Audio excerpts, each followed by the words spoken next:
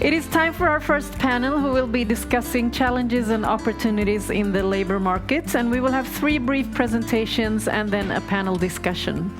And the panelists are Robert Torvelainen, Senior Public Policy Associate at Uber, and he has worked there since 2016, and will talk about the positive sides of flexible working hours and the need to combine it with safety for the workers. We also have Rebecca Filis, a strategist with focus on new business models at the Swedish Tax Agency, Skatteverket. Rebecca is, among other things, an expert in sharing economy issues, and she will talk about how the agency has handled and will handle the new economy and the will from the agency side to become a partner to the companies. And last but not least, we have Donnie SC Lygonis, innovation strategist and business development coach at Entrepreneurs Without Borders and the Royal Institute of Technology here in Stockholm. Donnie, you will be talking about the need for global growth and job creation. Welcome up on stage, all 3.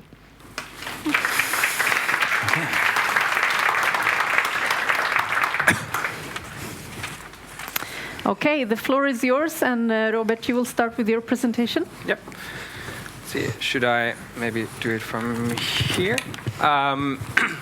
Hi everyone, my name is Robert, and come from Uber, and I'm very happy to be here, and thanks for Victor to having good discussions on the topic before. So I think when we talk about future work, I think this is a picture that we might often see. Automation, what does it do to jobs? Will we lose jobs? Which jobs? And then we have different numbers and timescales. Or then we talk about digitalization and what is that, the impact of that on for example, productivity and how that changes the workplace and work in general. And this is something that I think most people in this room would say that this is the discussion on future work. From our perspective, it's probably better to just talk about work. These things are already here. These things are already being used for many years, and there's not necessarily so much of a future there, but rather the present. And why it's interesting to talk about work, obviously it touches most, if not all of us. In the EU, there's over 200 people that are in the workforce. Out of that 220 million people, only 15% are engaged in some kind of independent work, be it from being a dentist or a lawyer to, say, a janitor or a taxi driver. And then of that number, 1 promille or a bit more is what we engage with. So that's the number of drivers and couriers on Uber's platform. So I think in a good way that was framed in the first presentation, independent work has been around for a long time. We have it. The share of it is relatively small, and then the share of platform work out of that is even smaller. But then on the other hand, there is more than 4 million Uber drivers in the world globally, and that's quite a lot of people. So obviously there is something interesting in this type of offer. And I think one part of it is access. There's a lot of people who are either unemployed or even if they are employed, they would want to work more. Or then and this is also some data that we see, for example, in countries like France, that those people that find the services and become a driver were previously unemployed. So the access to work aspect of platform work is something that we think is important. On the other hand, flexibility is probably something that everyone's is familiar and is part of the discussion. And we think that even though independent work has existed, it hasn't been as flexible than you can see today, where with a touch of a button, you can either go online or go offline and decide when you work and where you work. We have no shifts, no commitments, no exclusivity. You can sign up and never drive or do any gigs, or then you can find a level that suits you the best. And then there's obvious upsides to flexibility. On the one hand, there is research that people who have control over their schedules, they feel more happiness or more well-being through that freedom that they have. And then on the other hand, the other number, the $160 a week, is a number of kind of economic way of quantifying that flexibility that, for example, for Uber, when we have dynamic pricing, prices are higher during the weekends and weekend nights when more people are using the service. But not all drivers choose to drive during those peak hours. Some might drive, during a quiet Monday afternoon. And then this study, for example, shows that for those people, maybe they have family commitments or other engagements that make it possible that that's actually the only time that they could work. And having access to that work is then valuable for them. But obviously, flexibility doesn't come without its downside. Again, research shows that people that engage in independent work feel more stressed, have more worry, and that is something that we should address.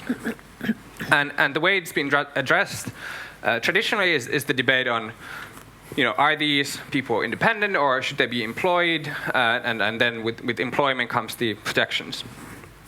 And we think that the way to look at this discussion should be more about what is quality work and what is low quality work.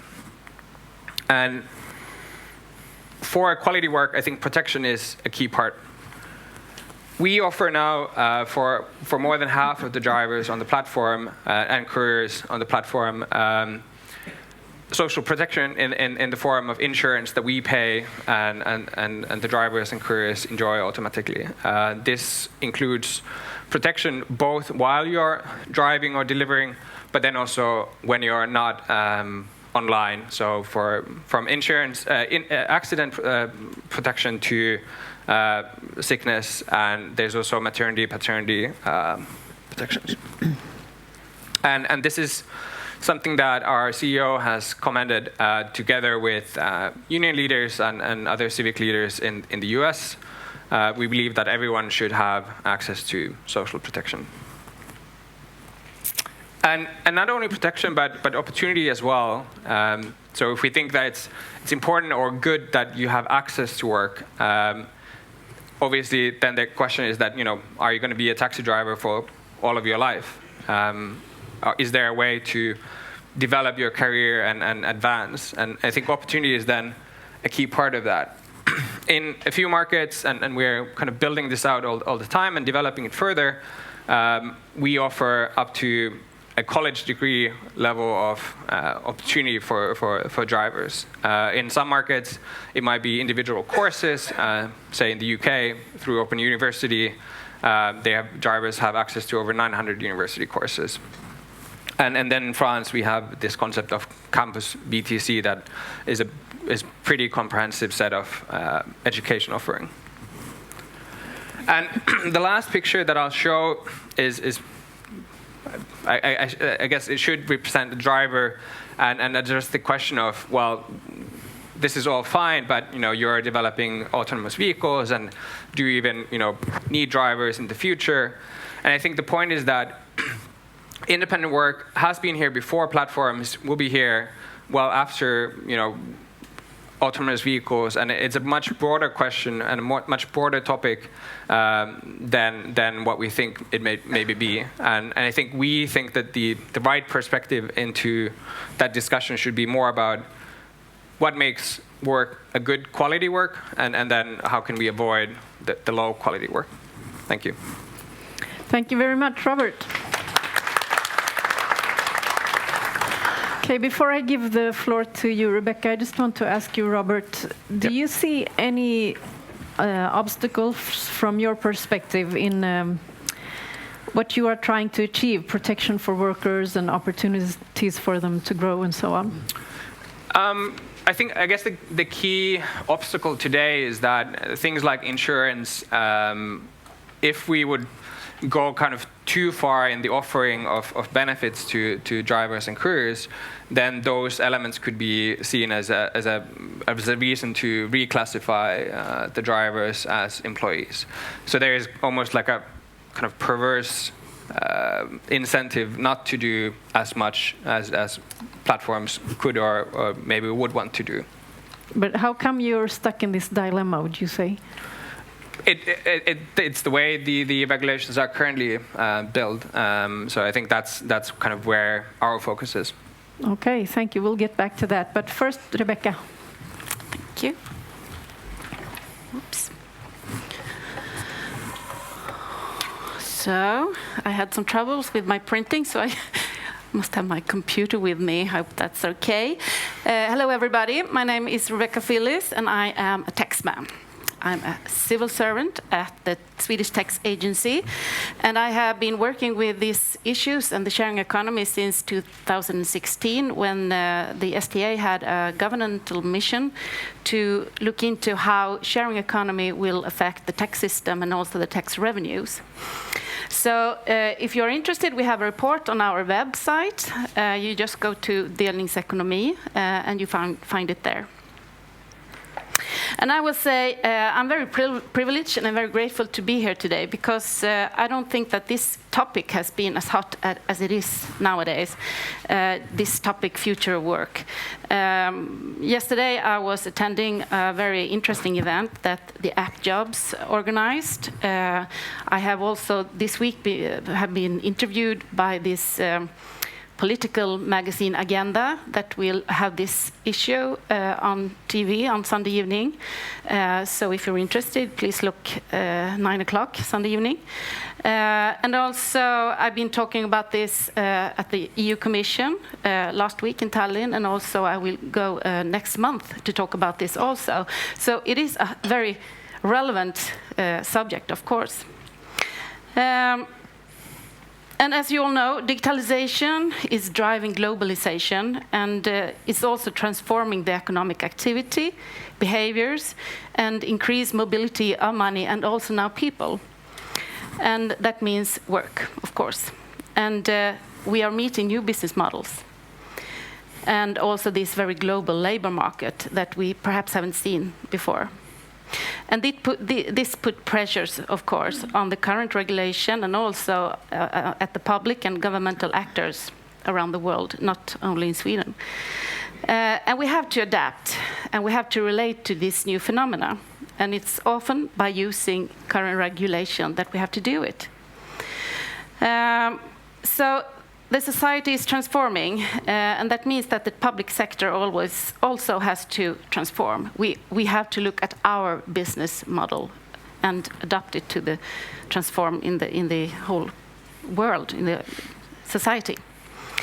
And the Swedish Tax Agency has a long journey of transformation. It's a journey we often like to describe as a journey from being a fair tax collector to a popular service agency. And now we even want to proceed in that transformation and take it to the next level. And we want to be seen as an enabler. And I will describe what I mean with that. And actually, our focus on taxpayer services has rendered us the second most trusted authority in Sweden, very close after the Secret Service. So, what do we mean then by being an enabler? Well, it means that we believe that we no longer just are a stakeholder. We would like to be perceived as a partner in our taxpayers' ecosystem, a partner that facilitates, simplifies, cooperates, and co-create values for the taxpayers, citizens, and the whole society. So, we have a new challenge. Oh, sorry, I have to do like this too. Yeah. We have new challenges in new kind of jobs. So even if standard work still is the majority of employment, this indicates that some important changes in the traditional ways of looking at work and new ways of earnings also means new ways of taxation of those earnings. And we know that job isn't just a job nowadays, or perhaps not in the future. It's a kind of lifestyle, and it's a more movable work. And we have some research from the EU Commission about this area, the future of work, that says approximately 40% of today's job could be automated, and many more will change significantly, about 32%, perhaps be replaced of other kind of work. So it also says that people employed in non-standard work will increase, for example, self-employed and so on. And if we look at the tax revenues, the majority of the tax revenues is based on taxing work. And in Sweden, it's about 800, billion kronor of the total tax revenues of 2,000 billion. So, as you see, taxing future work is very important.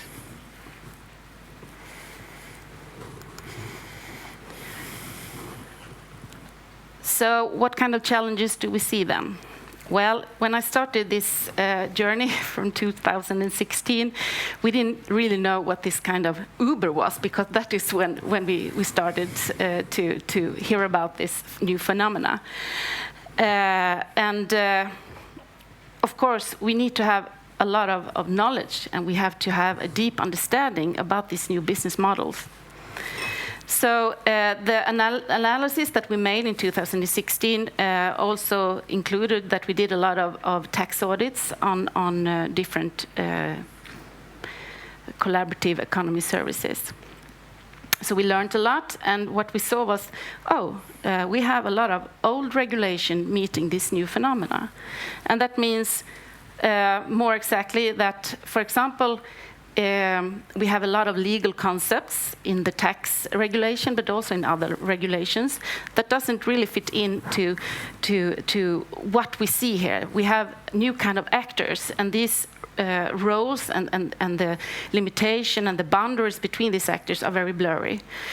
So it's not so easy to apply current regulation on these kind of models. And it leads to some enforcement problems. In our analysis, we said, okay, we have the tax regulations that really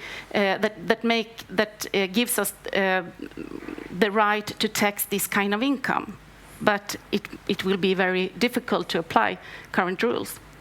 And that is also what we see when we do our audits. We see that it's a lot of unreported income from the gig workers, and also from renting out homes.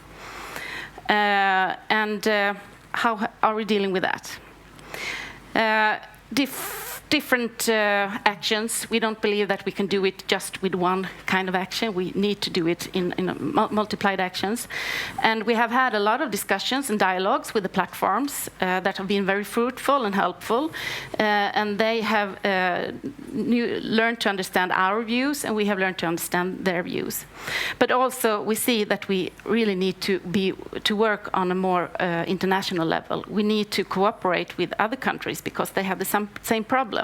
And as you know, this is a global phenomena that also implicates that no country can solve these tax challenges by themselves.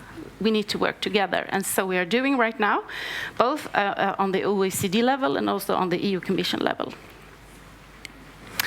And in the end, I mean, as you see here, what happens if we have this low compliance? We don't really collect the tax revenues from this kind of work.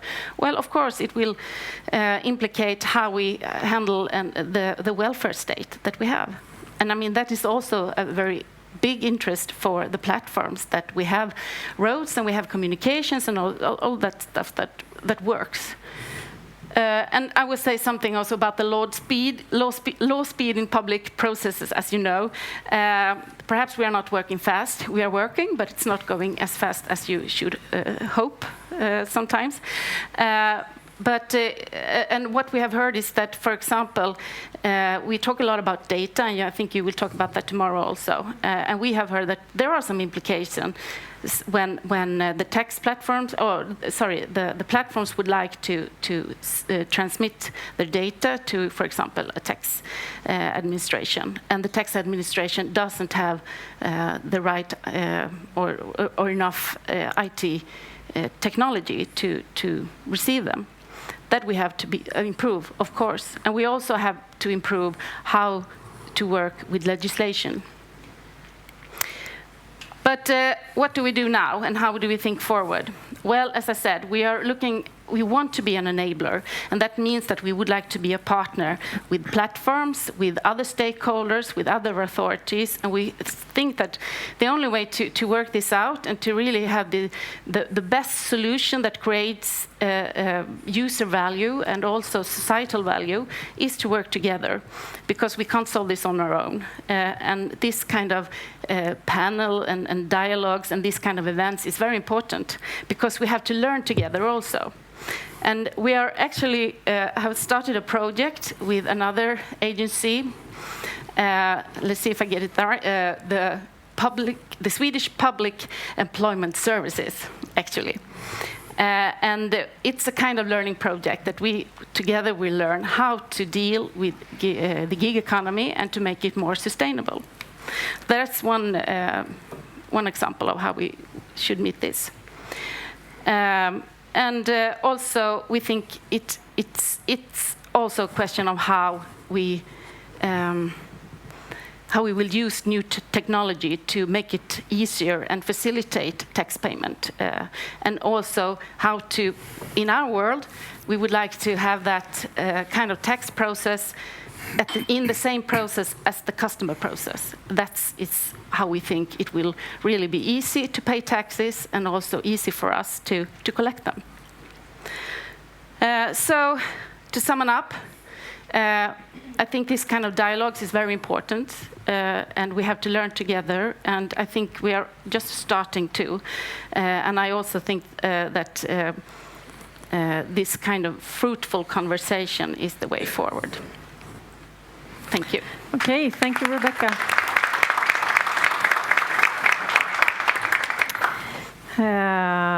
Can you tell us a bit more about this project called, I think you said Sustainable Gigs, that you do with the employment service? What is it that you do?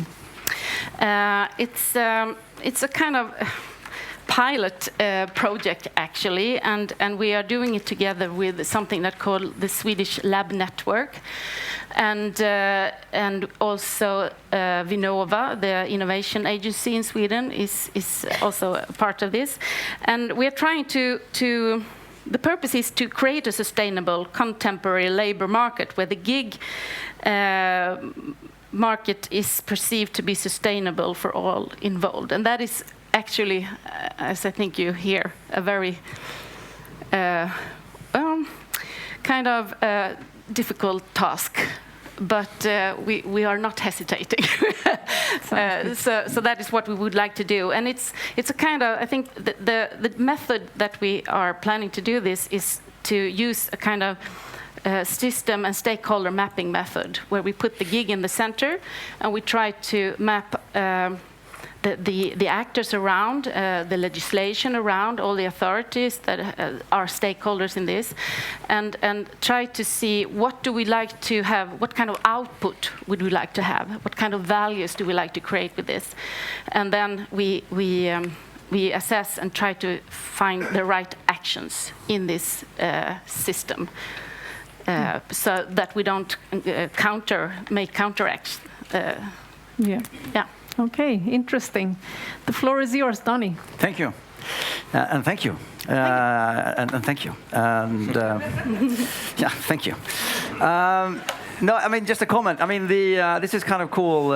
Just a reflection I made of listening to the two other speakers here on the floor is that, I mean, what we're actually witnessing here now is what in Sweden we might take some of it for granted, but I will say that what we are just witnessing now here is what I think it should be all about, which is in a polarized world, we're actually finding a discussion where we can talk about things with each other.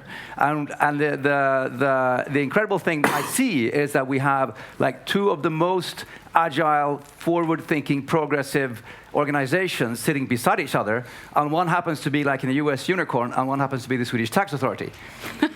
I mean, I think I just want to say I really enjoy this moment, because what we're seeing here is a discussion and not the polarization. And it's, my way or the highway, and get out of here, and vote for me, not for them, that kind of thing. So thank you for this. Why am I here? No, sorry. My name is Donnie. I work at KTH. Very, very briefly, just about KTH. If you didn't by any chance know what we do or who we are, I work at KTH, and I had the great fortune as well to spend a year in the US. I helped start the Nordic Innovation House there with Vinnova, amongst others. And I get to go to work to a place that has the tagline, "A brighter tomorrow," which is wonderful. Because, I get to go to work to a place that actually is trying to fix tomorrow. We're always looking into how can we make something better. And we do work extremely hard on our core values, which are sustainability, equality, digitalization, and internationalization. And sustainability is something that really comes down into my department where I work, which is KTH Innovation. That we built something, started 10 years ago. We built something that didn't exist then, and now we've built what is considered to be, at least in the last Times Education ranking, the third best innovation support unit in the world. And this is the sustainability impact ranking. So we're specifically proud to be high on that one. So we are trying.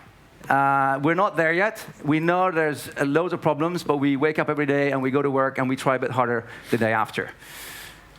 Just very, very short about the department. We're a department of KTH. We offer free early stage support for anybody with any KTH affiliation. We're 16. We started in 2007. We're 16 people today. We work with approximately a bit more than 350 new ideas from research or education per year. 373 last year came in. People coming saying, "My Petri dish turned green when I did this. What can I do with this?" And that's when we start working.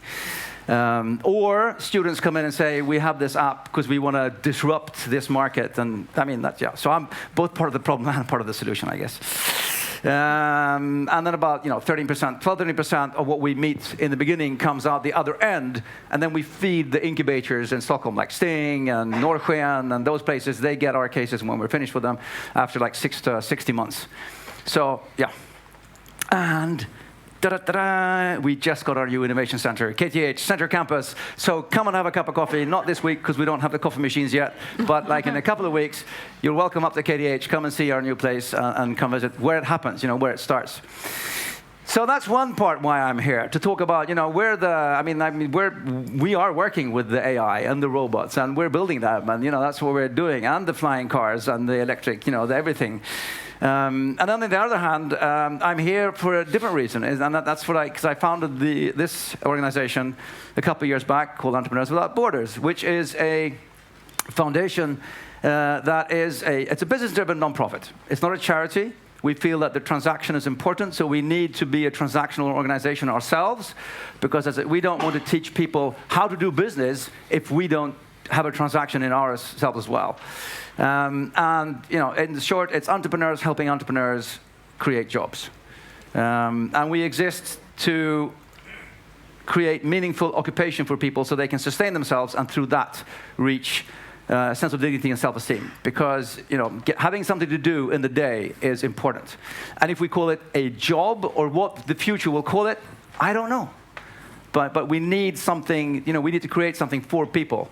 And that's, we talk about things like the AI and the robots and the displacement of people. Displacement not only for the refugees, and we're also talking about the coming climate refugees, and then we're talking about, the world is changing, and it's changing quickly. There's a lot of things to do, and we all know that, I usually make the very, very bad analogy of when I was 17 and I was too old for the kids stuff and I was too young for the grown-up stuff, and I was hanging around the korvkiosk in my little tiny village where I grew up in Sweden.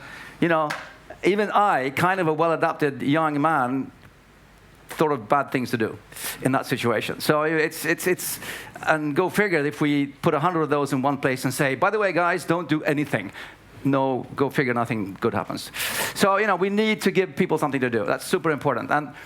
And we feel strongly that there's a lot of talk about startups. A lot of talk about, another hackathon, another sort of thing to get something kickstarted. But there's too little talk about how do we grow healthy companies that can employ people? How do we actually create jobs? How do we move from, the one person to the 100 people? So, starting is easy, growing is hard.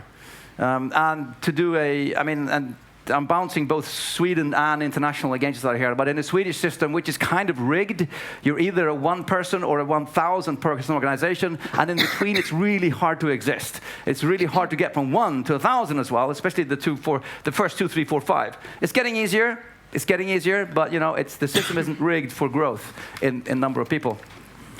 And then if we bounce it out into the rest of the world, where we started working. When I founded the foundation, it was based on my travels around the world. I had a great fortune to travel a lot. And I've been numbers that we don't even understand is that like the poverty in Africa is increasing due to lack of jobs. And another analogy that I usually make is if somebody gave me like 1 billion kroners and told me to go shopping at ICA, I cannot compute that amount of money to my food, what I'm buying. And the same thing here. We need 1 million new jobs per month in Africa to keep status quo. 1 million new jobs per month need to be created. 1 million new, for occupation for people. And that's such a big number. I don't even understand it. So that's what we're trying to address. We're trying to, and this is not just. We started working in Africa and India, but then now when we did that, a lot of people started saying, well, can you do the same thing in Sweden? So we're doing there as well. But just another sort of why is there are lots of hackathons and solution sprints, lots of incubators and co-working places in the world, but there's very few that do the hard part of helping companies grow sustainably. So what we want to do, I'll just run through this quickly. We want to introduce a new, not a word, but a new expression, which is not social entrepreneurship, but sustainable entrepreneurship. It's a twist to it. We don't like the expression social entrepreneurship, because if you say that, then you give the other entrepreneurs carte blanche to do whatever they want. All entrepreneurship should be sustainably oriented, responsible, equal. There's no difference between those two. And we want to reach people early, so we want to add the right DNA and ethically sound companies that can grow and employ. For us, we feel that job creation or occupation creation, whatever you want to call it, is #1 priority. And as we focusing on oxen, not unicorns. Arbetshästar, inte enhörningar. The boring stuff. We work with the most boring thing ever. Creating companies with like a couple of 100 employees that make a good living and get people to go to work and have It's hard to sell. CSR, of course, we work with corporates. I'll skip that. We call our mindset Entrepreneur 2030 because it's both, what you do, how you align your entrepreneurship towards the UN 17 goals, but also how you do it using the 10 principles of UN Global Compact. And the how part is important. There's no child labor, no corruption, and how to produce, etc., etc., etc. So getting that in from the start. So where we are today, lots of things are happening. As by chance, we've licensed the KTH Innovation Tools to work in the foundation. We knew a guy there. We do have advisory boards now, spreading up and out into the world. We have initiatives going on in Kenya and in a number of other countries. In Kenya, we're working with Hand in Hand. I don't know if you know that organization. And we fit perfectly together because they do grassroots entrepreneurship. They go into villages. They help primarily women start their own businesses. And then they microlend them some money. And that's sort of where we start, because we work with Hand in Hand and select the ones that have ambition and potential to grow further. And the idea is then to help them create real companies with a number of employees down there. That's super exciting. We're fundraising for that now. And then the Swedish initiatives have sort of popped up now during the late 19 and now 2020, where we have initiatives going in the north of Sweden, because job creation is the same issue wherever we go. So we're looking at northern Sweden, we're looking at the suburbs in Sweden, and we have, hopefully, fingers crossed, Kat and Alex over there, my colleagues, Rosengård now in Malmö as well, to work with the project there. So anyway, that's what we're trying to do. And as I said, we feel strongly about the job creation part. It's something that we overlook when we talk about all of these entrepreneurship things. We'll reach there. Sign up for the newsletter. By the way, put your ewb.world. Put your LinkedIn Bluetooth thing on and make sure to connect with the little network, the guy, and then put on Bluetooth thing, and then connect, network, meet each other in the breaks. Follow me on LinkedIn. Easy to find. Thank you. Bra. Thank you very much, Donnie. I admire your speed of talking. Sorry, I should have told you to listen faster. Don't apologize, it's a gift. So, Donnie, what are the most common misconceptions and flawed ideas that you meet in the discussion about entrepreneurship and job growth? Okay. This is, I'd provoke and I say that entrepreneurship as of today doesn't create any jobs. Because the startup industry of today is about disrupt something, find something cool, run like mad for an IPO before anybody realizes that you're never going to make money, let the pension funds that own all of the stock take the hit. An entrepreneur wants to build technology, they want to change something, or they just want to make a beep load of money. And none of that actually has to do with job creation, because you're bootstrapped, you don't want any employees, you don't want to spend any money on people. It's expensive to employ people. You friends and family, and you work nights and days and everything to make it work. So the whole the way we've sort of built the narrative about the startup business entrepreneurship thing, it's nothing about job creation. No, so that's a big. I think that's big. They're just problem. Two different realities, really. Entrepreneurship and job growth don't have to do with each other. And hearing you guys, I thought about a presentation I heard from a representative from the company Universum, who measure the trends among the global talents, the young global talents of today. And the 20-something people of today, they don't want to be employed. They don't want a manager. They don't want to manage people. They just want to be entrepreneurs and do what they like and change the world with what they do. And we know this today about the global challenge. So I want to ask you, Rebecca, how does the STA try to keep up with these trends? Because we already know this. How can you work not to lag behind? Oh my God. Well, I think as I said, we have had, for 20 years now, we have had these pre-filled tax returns. In Sweden, you can just pick up your mobile phone, and within 2 minutes, you can file your tax return. And that is kind of, I think, wow. Ooh, cozy. Yeah. Yeah. Now you can go to sleep. Yeah, we exactly. I think that kind of facilitation and using new technology and so on perhaps is one way forward in this challenge, because if it is easy to earn money as it is in platform economy and so on, you can use you can use assets that you already own and you can make money of them. It must be easy to pay the taxes also. And also, as I said, I think that the tax process should not be some other kind of process, a parallel process. It should be a process in the customer process, if you understand what I mean. So that is what we are trying to do. And I think that's perhaps Robert, you wanted to comment as well, and then Donnie? Yeah, just very quickly. I think, at least from our perspective, being a digital platform gives a huge opportunity to improve tax compliance, and we know all the trips that happen and all the food that is delivered, and when it's in digital form, we can very easily transfer that data to the tax authority. And for example, in Finland, there is a great kind of partnership with the tax authority to do so, and we as a company hope that that is something that becomes commonplace. So I think there's often a bit of a misconception that there's this gig economy and then there's people not paying taxes, but at least from a platform perspective, it should only make it easier, because you can use the data to have a better cooperation with the agencies. Yeah, and most often there is no cash involved. So. Donnie? Yeah, I mean, again, I'm choosing to stick my neck out a little bit and just provoke, if nothing else, for the discussion's sake. And I disagree with Universal.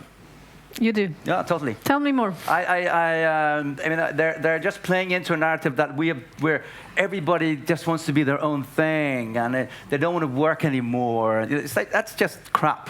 But they're actually measuring what global talents they're just playing into a narrative that we're supposed to be saying, and then now we have a generation that's growing up thinking, oh, I'm not supposed to work. What am I supposed to do then? And then they're sort of being taught that they're supposed to be value-driven and want to do whatever they want, kind of thing.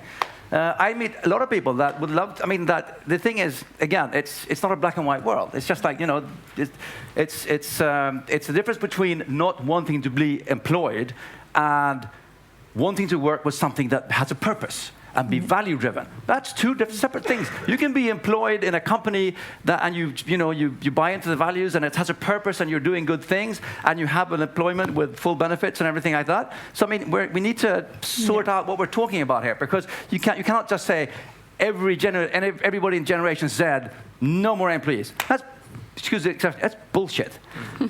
Okay, let's not waste more time on Universum then.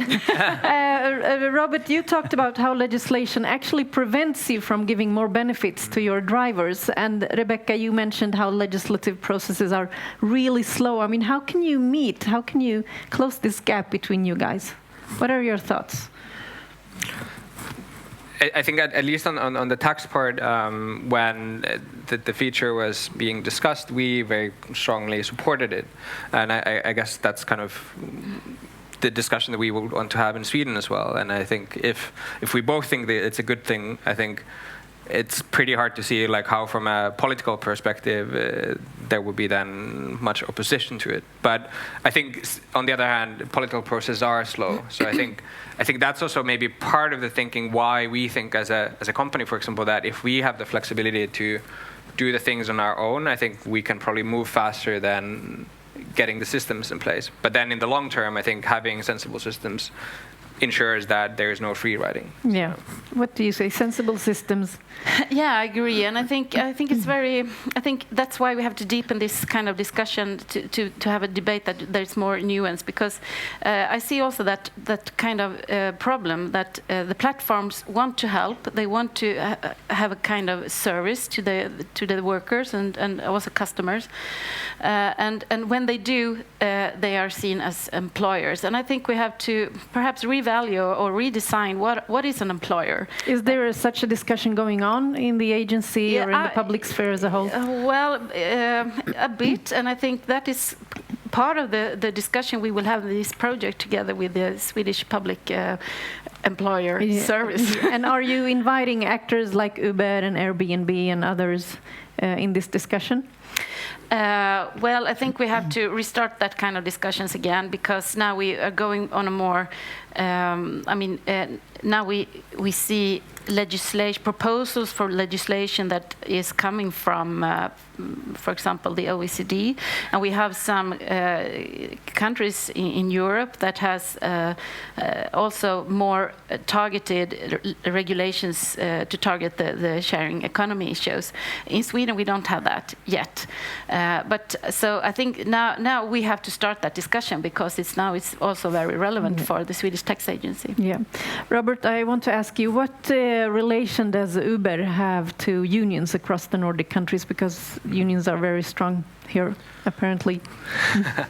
I would say that we have a good relationship. As I mentioned, like we had good discussions with Victor before, and I've had many good discussions both in Finland and also in Denmark. And I think, from my perspective and from our perspective, unions are key stakeholders when it comes to understanding work and understanding expectations that we have towards work. Then at the same time, I think we maybe come from quite kind of different perspectives. But I think we can also agree to disagree on some things, and then I think there's things that we can find common ground on. So I think that's kind of. So you do have a relation at least. Yes. Yeah.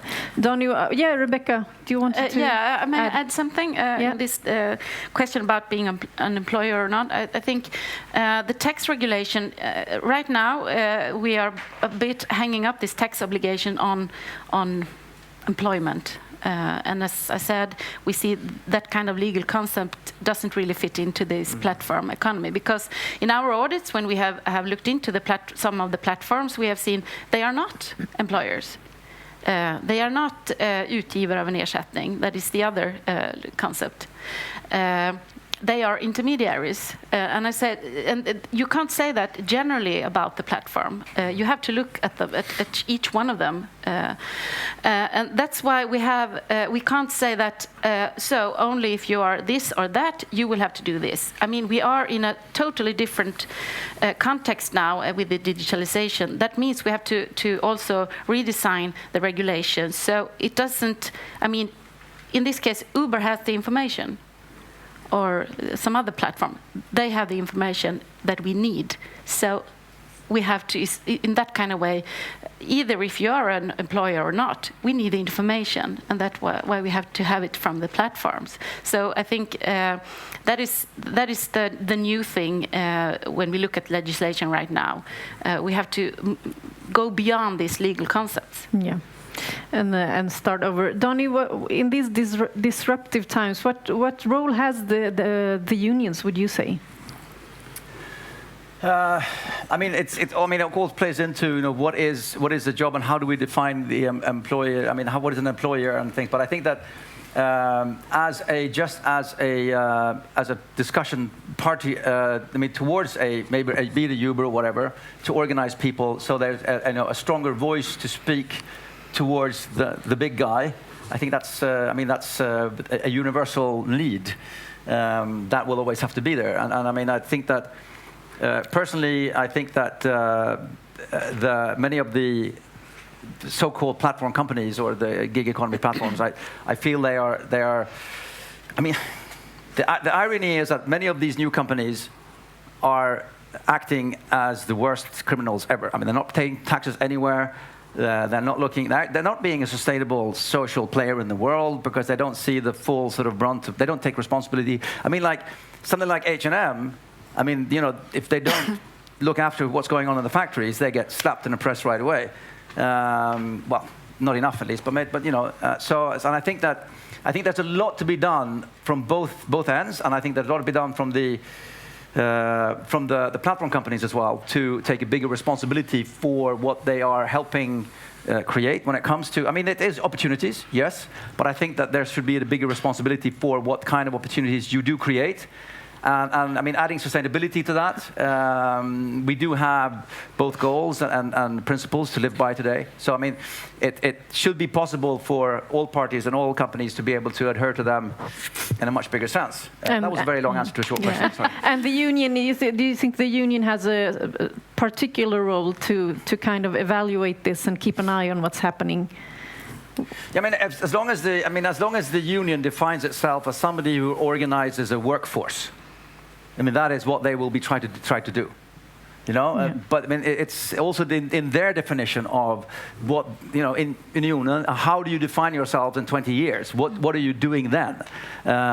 Why are you here in 20 years? I mean, if you say we're going to organize the workforce in the industry, then bye. I won't see you again in 20 years. You'll be gone because there won't be an industry to organize. So I mean, it has to be like an agile approach to that as well, to how you define yourself and get. I mean, I used to work at SIF before it became a union. I had a project there, and it was interesting because I did a historical look at what went on in Sweden in unions, and there was all of these. There were the worker unions, the blue collar workers, and then there were the white collar workers, the SIF, and then there was in between SALF, Svenska Arbetsledarförbundet, which were like in between the people there, the foremen and the people in the factory. And then as the jobs became more advanced, and this is like 100 years ago, the workers became more of like white collars, and the white collars did more of that. And then SALF was getting squeezed, and they had a choice of either just giving up and saying, okay, we don't exist anymore because we're not needed, or they could do something. So then they redefined themselves and did a horizontal approach and worked only with management because that was their generic skill, and they became ledarna, the Chefsförbundet. And that was like a huge sort of reinventing of themselves into like how to change and redefine what they are. Yeah. So I think the unions and Unionen also needs to go through a process as everything changes. what are we in 20 years, and how do we define ourselves, and how are we going to add the most possible benefit to the people that we're trying to help? That's the key Robert, question. do you wanted to add something?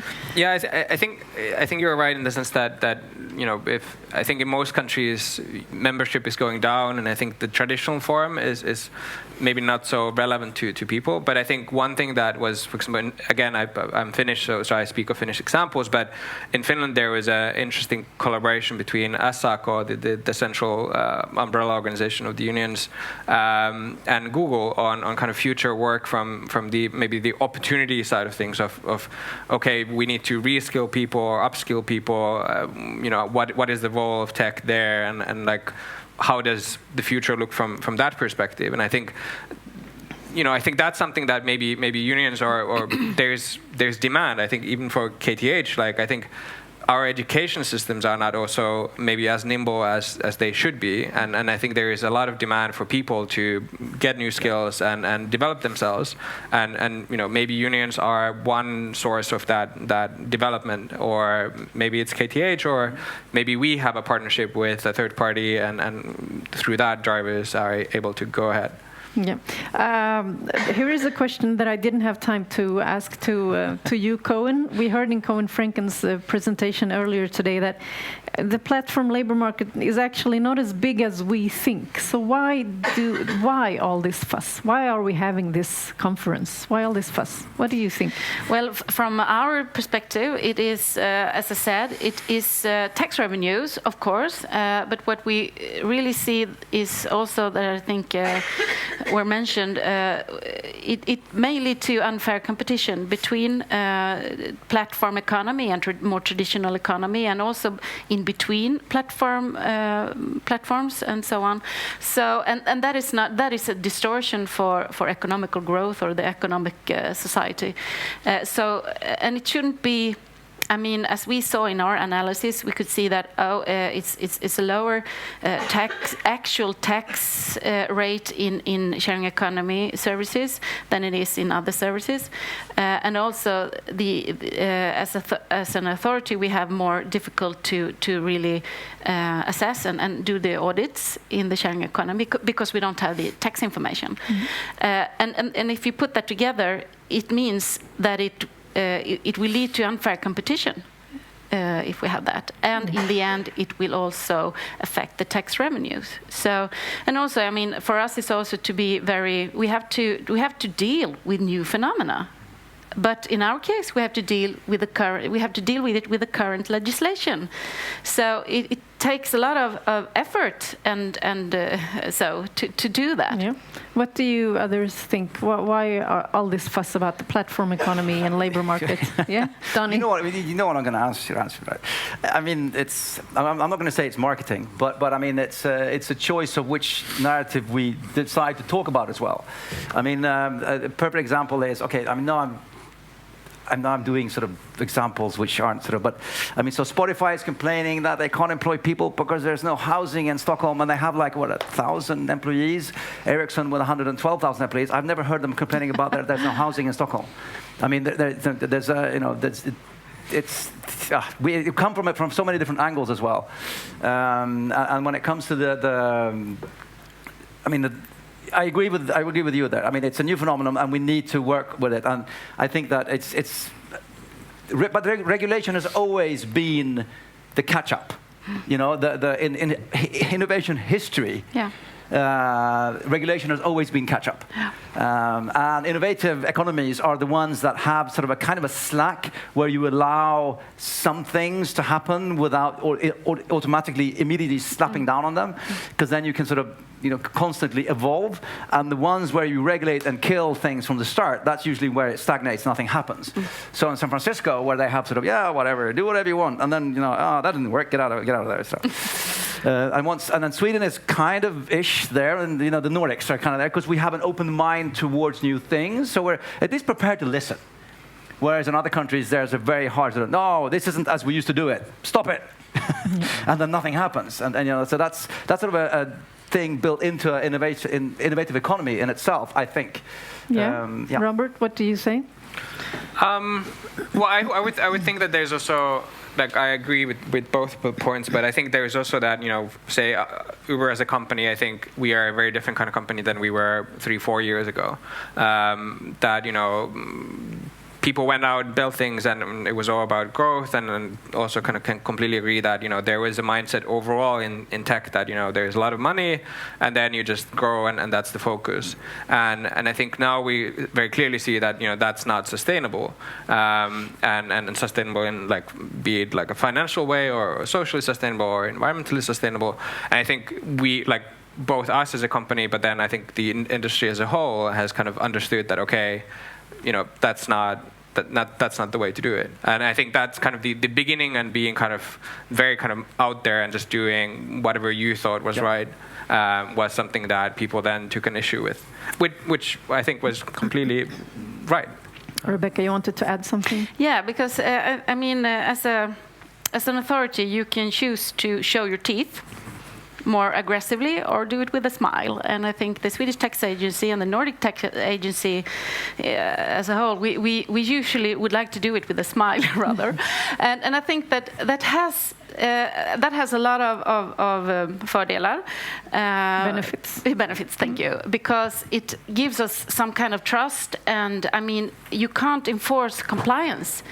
And since we don't have exactly the right regulations to really enforce compliance in this case, we have to deal with other kind of actions. And I mean, about this being a slow process, I think in this case perhaps it has been a benefit, because when I started to have these dialogues with the platforms in 2016, and they said, what taxes? What do you mean? We don't understand the problem. And then we tried to explain why taxes was important, and how we saw that the platform must help us, and so on. And they really didn't understand that. But what has happened during these years, and during these years that I have been talking to the industry, and we have done our audits and so on, and we have tried to have a good relation.